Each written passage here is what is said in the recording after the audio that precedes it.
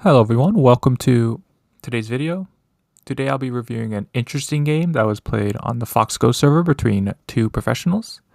The game in question is between Shin Jinseo from Korea and Myounghoon, also from Korea. And while this was played on Fox, this was a championship game for some Fox tournament that they run.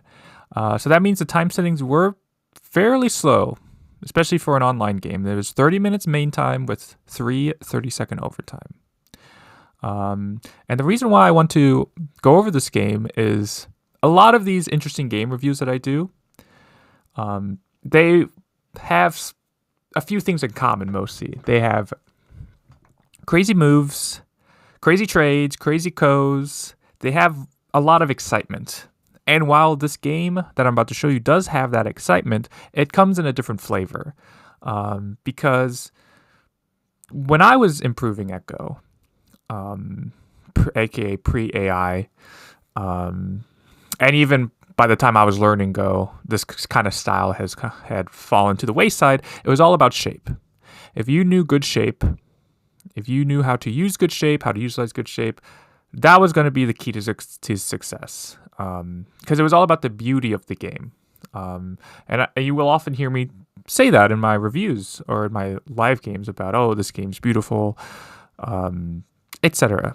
And so I'm mentioning this because this game, while of course still has the new age flavor of AIs and taking sente and all that goodness, this game heavily utilizes shape and showing the player's knowledge of not only good shape, but also the weaknesses in good shape. So, in fact, when I saw this game, or when I recently had shown, or I recently have some new students, and by new, I mean they are new to the game. And when I wanted to show them these new students about shape, and not like I don't mean like bamboo joints or tiger's mouth, those kind of shapes. I mean light shapes such as dog face, one space jumps, large knights, those kind of shapes. I use this game as an example because this game is just riddled with all those kind of shapes. And so we're going to see both of these players dancing around the board with this beautiful shape, which I have not seen in a modern pro game in a long time. So it was somewhat refreshing to see in a sense, and also very cool to see, of course. So without further ado, let's get into this game. Black is Shin Jinseo and white is Myounghoon. And of course, while the fighting that occurs utilizes shape, the opening's still going to be very AI influenced and very modern, aka lots of tenukis. So you can see every corner is taken, which also means no 3-3, which is maybe not a relief, but at least maybe switches things up a bit. And even the pincer from this stone, or pincering this R5 stone from so far away is very interesting. It's very interesting. And then even after kick, again, shoulder hit. Shoulder hit's always a good move against this quarter enclosure. But then Shin, black, just splits the left side with this move. And again, normally, or when I was getting better, this move was fine. But as AIs have kind of changed openings, this move was less ideal simply because it's not putting pressure on the corners. And of course, as you know, AI say corners are everything, but it also gives your opponent the option of which way to force you to go, right? You don't get to pick whether you get to extend to the upper left or the lower left. So in this case, clearly black does not mind which one he gets. So this makes sense we have some stones here. Let's build the upper left. And then, yes, again, just a 2-space extension, not even going all the way, just a 2-space extension, and then white just answers. Very, not even old school, but just very calm. Very calm. And then black comes in. And maybe this is why black was okay with this, because even if white did the same thing, this weakness would still exist. And yeah, so I think that was black's plan this whole time, was to just make a super secure base to be able to make a new group or to make an invasion. White kicks, of course, and black jumps here, which again, this jump here I really like. I really, really like. Just again, something about it feels very old school. I can't quite explain it, but again, I don't know if this was like an AI recommended move or the ideal move here, but just playing a one space jump kind of away from everything else. Obviously, it builds the right side, but it feels very. Again, it just reminds me of the days of yore or what have you. It's just not a move I would see very often. I guess in this case it makes sense when you are trying to build the lower right as much as possible, but still, just a one space jump. White shoulder hits, and again, if black answers, which is what white wants, there's not really a good way to answer this because white can double Hane. And even if you can capture this stone, there's going to be weakness on the other side, like so. So this would be way too good for white. So black knows this, so black jumps, allowing white to split. But this would allow black to stand up here. So white jumps. And if you've seen my videos, because it does come up a lot, or if you've just seen a lot of strong player games, when you have this position up here, when you've been kicked and you need to jump into the center, where do you play? Always do the two space. Two space to look to play G16. And white plays here. Specifically why white did this now, I'm not entirely sure. Like, I know why white did it in terms of you want to be able to play here if possible. There is a connection here, but usually you can peep here. And now black has to give up the one stone in the center. If you connect here now, if you don't make this exchange, black's going to be able to connect whichever way you Hane. And that's kind of the whole idea, right? But you can peep here, and even if black can still save it or still connect, the thing is, even if you get this Atari, there's still a cut here on the second line. And yes, black can maybe fix by descending, which hurts the corner, but it feels like cutting off the stone in the center is very big. It feels that way to me, at least. But I guess white is saying, why, even if I can cut off the E10 stone, and while G16 is a nice move to get, I have to keep black separated. So that's why white went here. And this is nice because it also threatens to connect at B14 and underneath. Well, it starts to. Again, there's actually the same peeping Aji here, but main thing is it connects to the corner. So black says, okay, you played there. I'm going to shoulder hit, which again, this is the follow-up you want to look for. White crawls. And now we start to get to the dance. Obviously, we've seen some one-space jumps. A lot of one-space jumps, actually. But now we start to get to the really kind of almost the highlight of this game for me. Because while obviously just with the natural flow of the game, good shapes just have to naturally start to go away. As stones start to touch, as liberties start to go away, you're going to have to start making heavy shapes, heavier stones, that kind of thing. But until then, we're going to see a lot of cool shapes here. So black jumps, and white peeps. And the peep is a pretty nice move because it's saying, okay, obviously it's threatening to cut off the two. So if you connect, though, I'm going to be able to push through. And whenever you block, whether you block here, I can cut, or block here, I can cut. Because even if, while this does create Aji to cut off the two stones, like for example, this move would threaten to cut off the two stones and the one stone. The thing is, even if you cut off the one stone, you're not alive. And now you're heavy up top as well. So now you have two groups that you can't help at the same time. So this would be very dangerous for black.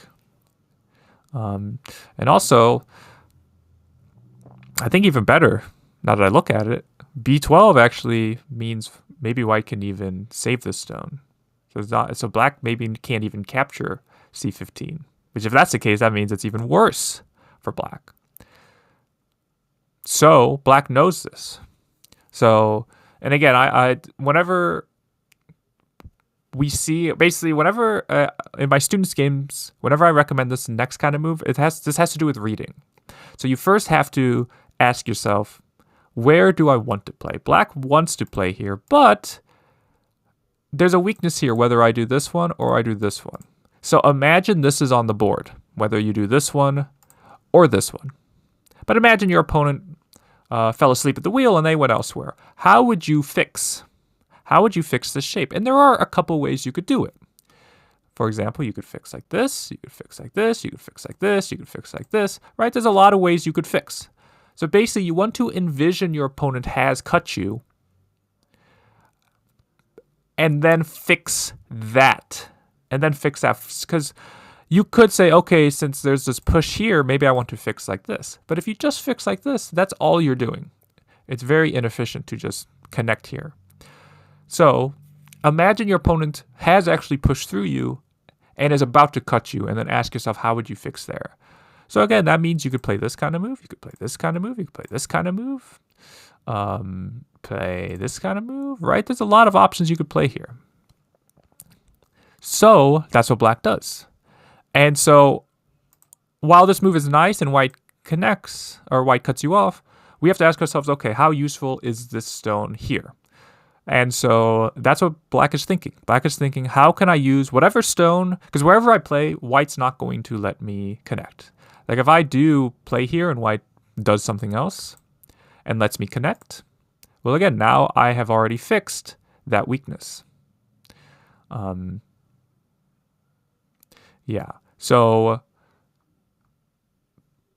we have to think about not only just how we're going to fix, but what's the follow-up after we fix.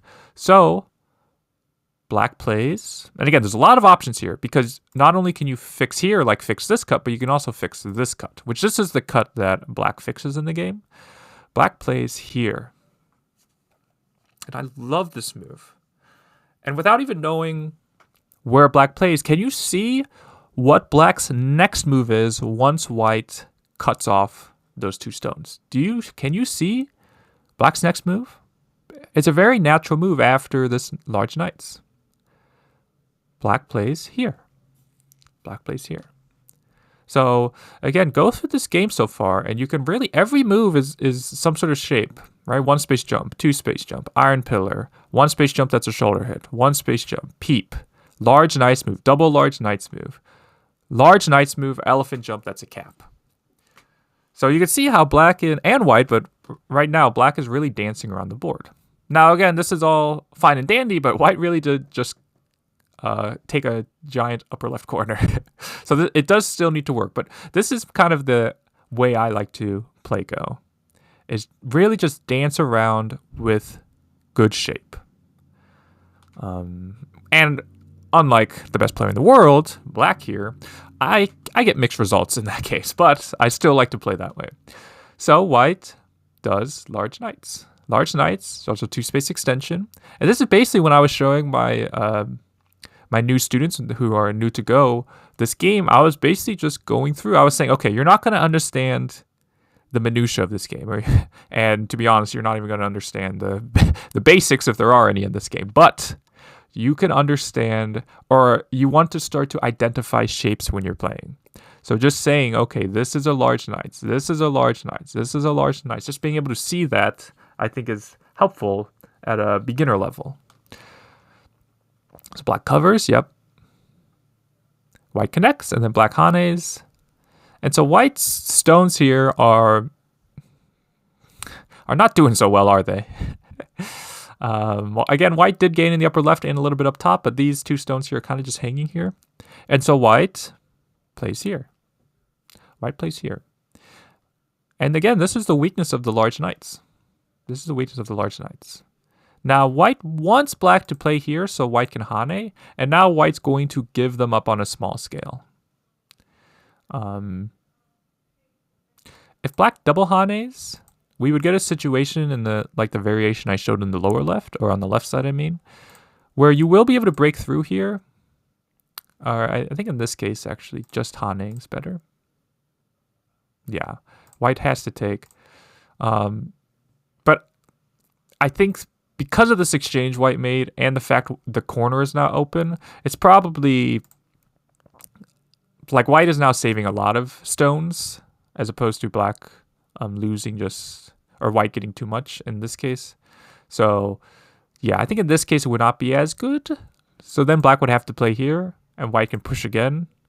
You can block, but there's a lot of bad aji with this cut. So if you have to block again, you can see now you're really capturing it on a small scale. So black says, hey, even if you connect, you're still in deep water. So I'm just going to take your big move like this. And so now white has a question. Okay, how do I help these stones here? How do I help these stones? If I, let's say, stand up to split, well, this Hane, we can see, is going to really destroy my shape. And even if I do this one, I can't Hane because of the cut, so I'd have to stand up. And you can see white starts to get very heavy. So how does a white avoid getting heavy here?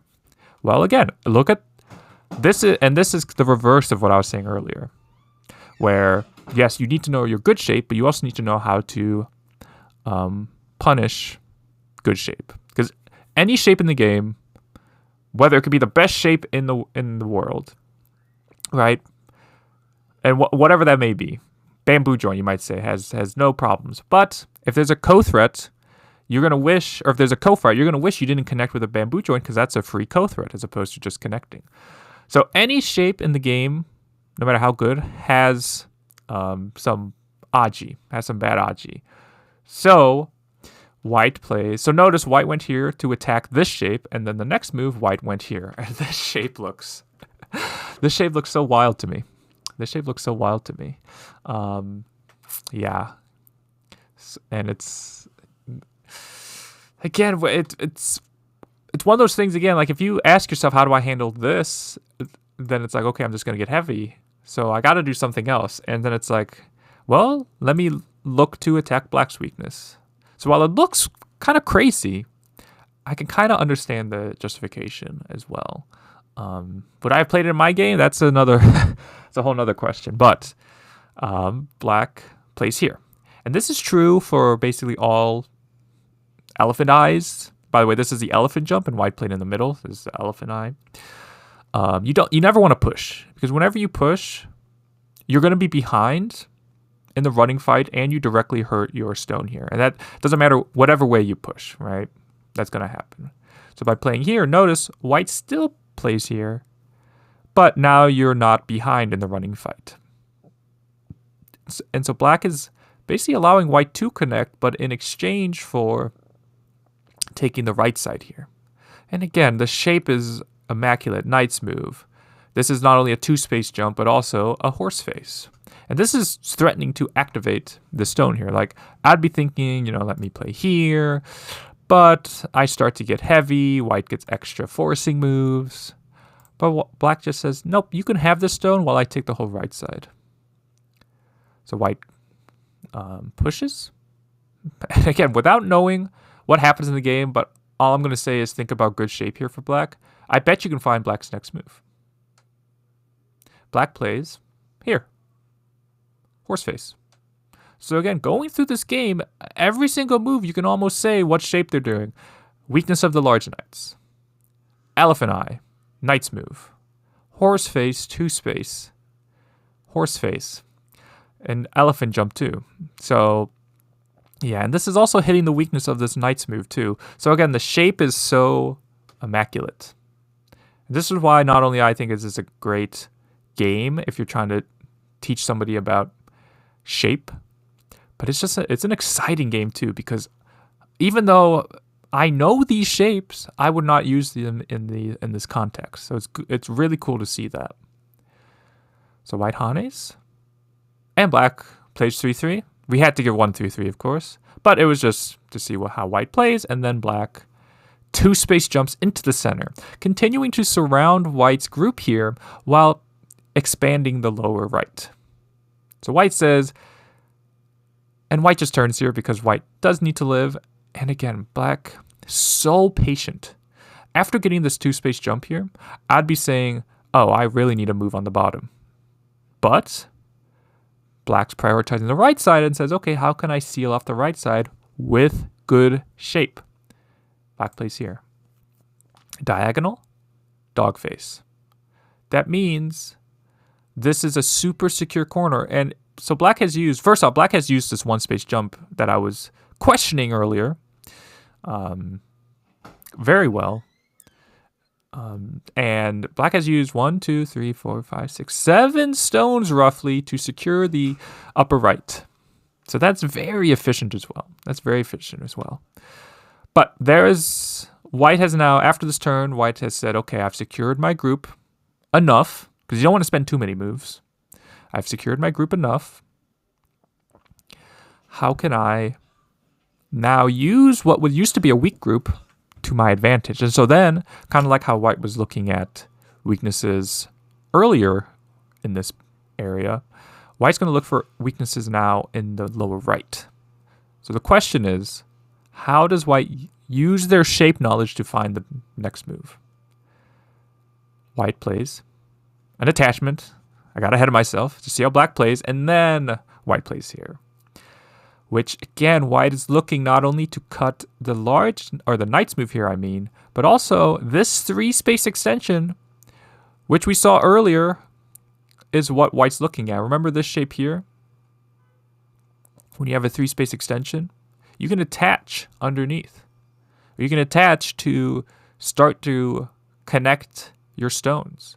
So white is looking at that shape here. It's the same exact shape, just not on the side of the board. So, and the problem is, how do you fix that shape? You don't want to do something like this, right? That would fix it, but it'd be way too slow. You don't want to fix like this either, because you'd be touching the stone you want to attack. You don't want to touch weak stones.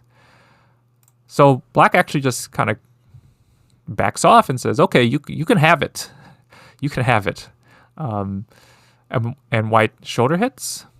Again, shoulder hit from a 1-space jump is almost never bad. We saw it over here as well when black played G14 and shoulder hit.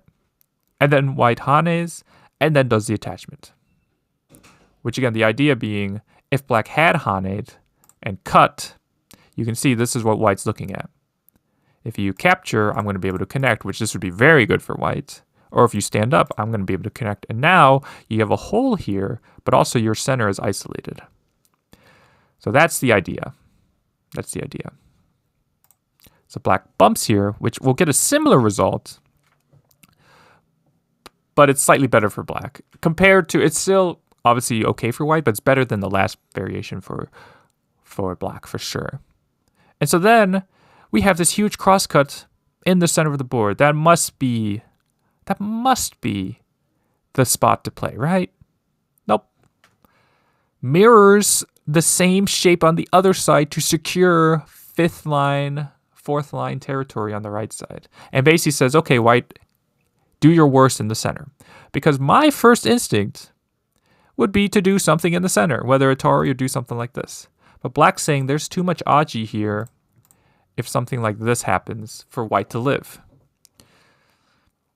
Which, it's hard to argue with that. Not that I'd want to argue with the number 1 player in the world about something and go anyways, but there was a lot of bad aji. And whether this severe move works or this move just works just as well, like this move will just work directly no matter what because of this. And we're seeing why white's shoulder hit here was so important for white to do. That means, if you do this, I can still descend. And it's just, if you do this, I can peep. So I'm going to reduce in sente and then still be able to save some of the stones here. So, and still have more moves here. So it's just a very calm move saying, okay, I've secured the right side. Whatever happens in the center happens. So again, the shape knowledge, again, white knows the weaknesses, and of course so does black, and they're using that to their advantage and trying to use it to their opponent's disadvantage. So white stands up, and then black, it's the most egregious example of Goblin's nose, but it is Goblin's nose. Black is hitting Iron Pillar right on the head like that. Normally this would only work if there's some sort of liberty issue with the white stones that white would have to worry about. But in this case, black's using it to create a cutting point and move out into the center. So this is a move I can confidently say I would not see. I'm going to try seeing it now, but I would not have seen it pre this game. So such a cool move. Such a cool move. And you can see what black is directly looking at here. Black wants to attack this group here. But in one move, these two stones could get captured, so I still need a move. And if white just runs out, I can't really attack from my weak stones here. So black's trying to get some strength on using white's nearby stones to be looking at these stones here. So white splits, and this is where white had some choices here. So white could have simply just captured here or done something to help these stones, and black would be able to connect. I'm not sure the best way. Maybe bump here, threaten to play there, maybe bump. Let's just simplify the position, something like this, right? And this is possible. This is possible, but white's probably looking at this right side and saying, oh my gosh, that is humongous. That is humongous.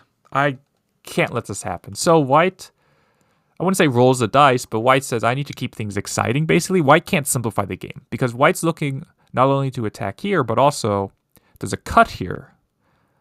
White's looking to cut here if possible. Speaking of cuts, black cuts. Again, simply to create potential. Simply to create potential. So black now fixes.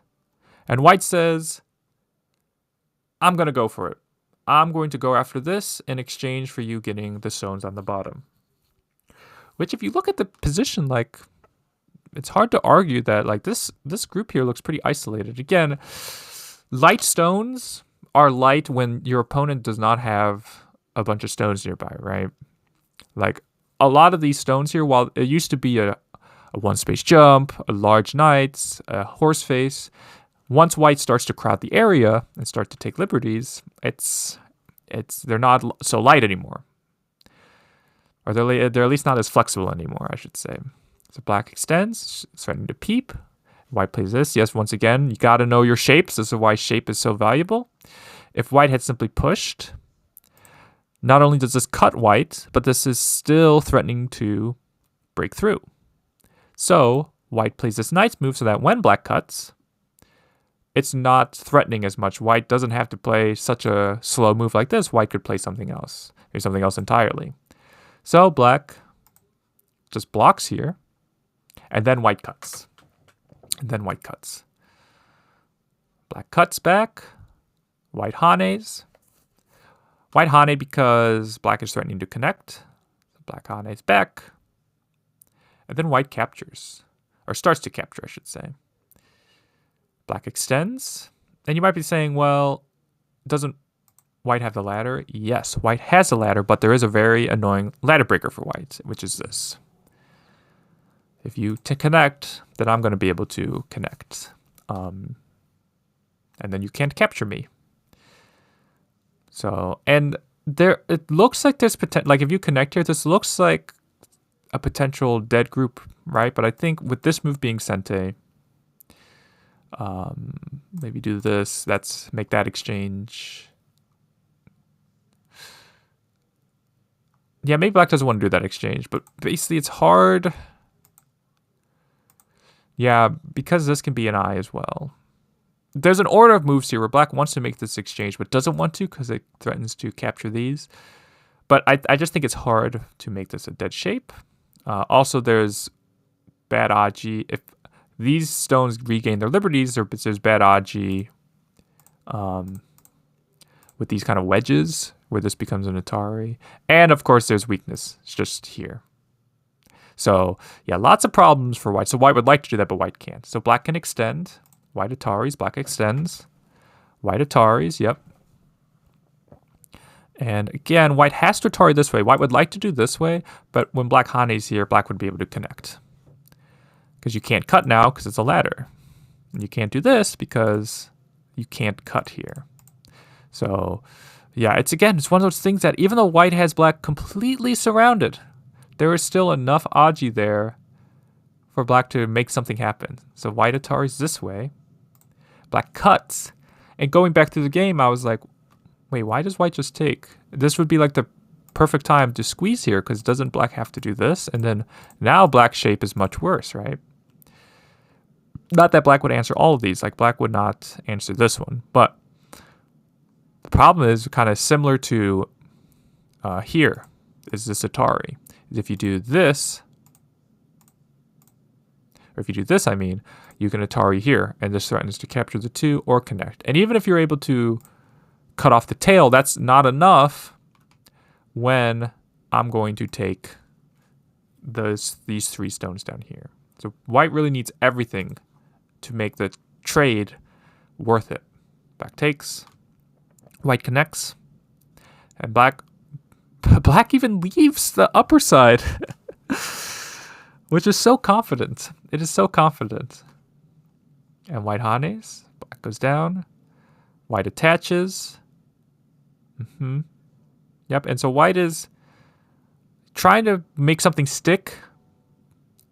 White goes here. I think part of this is also time Tsuchi, but really the last highlight, or the last kind of exciting thing in this game, is what happens here. Because after this, white connects, which this starts the kind of ending of this game, where now white is saying, okay, I've given up here. I've given black the entire lower right and right side. I need to kill this center group here.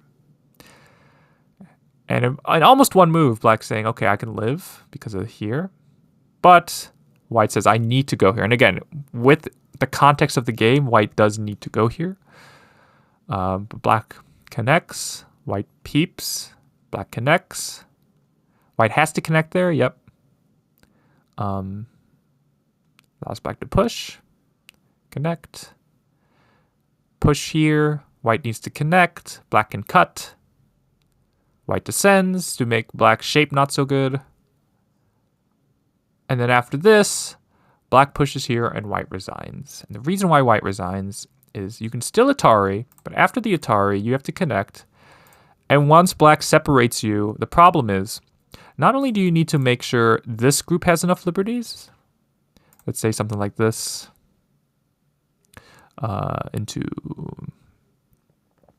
something like this, connect, right? So you got one eye there. So you need to make sure this has enough liberties, but also this also cuts off the left side. So even if this can have enough liberties, you got to make sure this side has enough liberties.